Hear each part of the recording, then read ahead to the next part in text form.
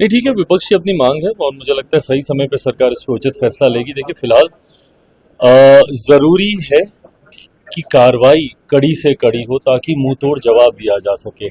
मुझे लगता है प्रधानमंत्री से लेकर गृह मंत्री तक निरंतरता में लगातार बैठकों का दौर चल रहा है, सिलसिला चल रहा है, इसी उद्देश्य के साथ कि देशवासियों को इस बात का विश्वास दिलाया जा सके। जिस तरीके से पिछली बार पुलवामा में घटना घटी थी, उसके तुरंत बाद जिस तरीके से आतंकियों और उनके आकाओं को जवाब हमारी सरकार की तरफ से प्रधानमंत्री नरेंद्र मोदी जी के नेतृत्व में दिया गया, इस बार पहलगांव वाली घटना के बाद भी उसी तरीके का जवाब दिया जा सके, इस दिशा में सब लोग प्रयासरत हैं।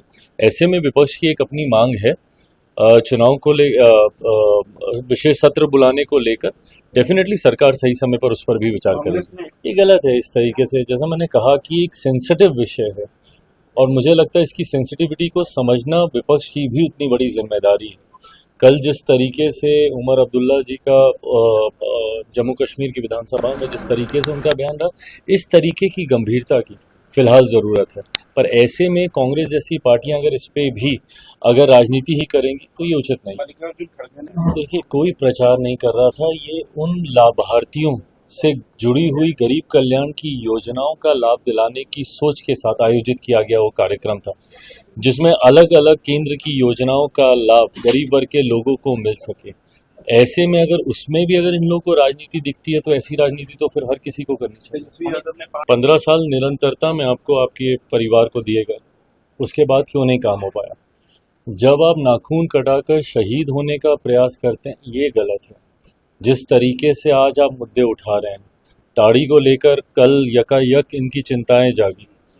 किसकी सरकार के समय में ये फैसला लिया गया था? जब शराबबंदी हुई थी उस वक्त हम लोग तो विपक्ष में थे, मुख्यमंत्री नीतीश कुमार जी महागठबंधन की सरकार का नेतृत्व उस वक्त कर रहे थे। उस वक्त ये फैसला लिया गया, हम लोग विपक्ष में होने के बावजूद हम लोगों ने इस बात का समर्थन किया, पर उस वक्त भी हम लोगों ने इस चीज़ की मांग की थी। उस वक्त तो आप सरकार का हिस्सा थे। आज आप बोल रहे हैं कि भैया उसमें से ताड़ी को शराबबंदी कानून से अलग रखा जाना चाहिए, ये मांग तो हम लोग तब से कर रहे थे। आज आप बोल रहे हैं कि हमारी सरकार आएगी तो हम इस पे कार्रवाई करेंगे और इसको शराबबंदी से हम इसको बाहर रखेंगे।